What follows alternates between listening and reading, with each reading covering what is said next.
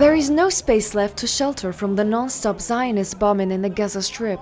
Violent raids have not stopped since last Saturday. Entire residential neighborhoods were destroyed, leaving unknown numbers of dead bodies under the rubble.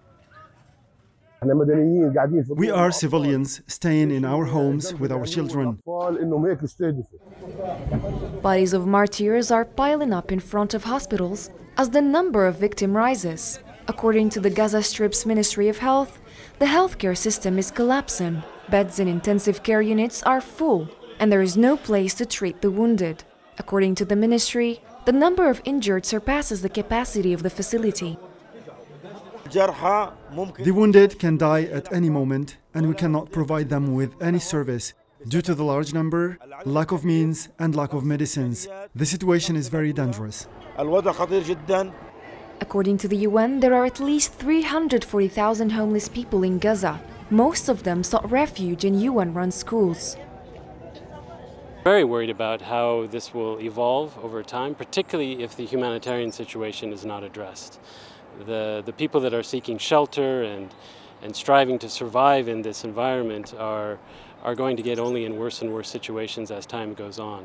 And I think our concern is that unless we're able to access those communities, the people that are in need, the civilian population, there's going to be an extreme situation for them, both in terms of having the food to survive, the water to survive, and other services, even shelter over their heads.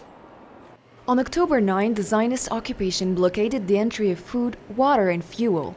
The following day, the only power station in the Gaza Strip was shut down. The International Committee of the Red Cross warns about this humanitarian situation.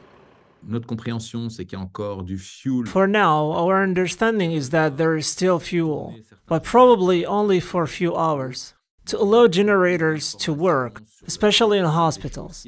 But I don't have more information on details. What's certain is that if we can't get supplies in, and if we can't distribute what we have inside Gaza, I wanted to say we are going toward a catastrophe. But we are already in a catastrophe. But here, we are going well beyond that, and the humanitarian situation will become unmanageable. In light of the deteriorating humanitarian situation, international organizations and countries are calling for the necessity of opening humanitarian corridors to urgently funnel necessary aid and supplies into the Gaza Strip.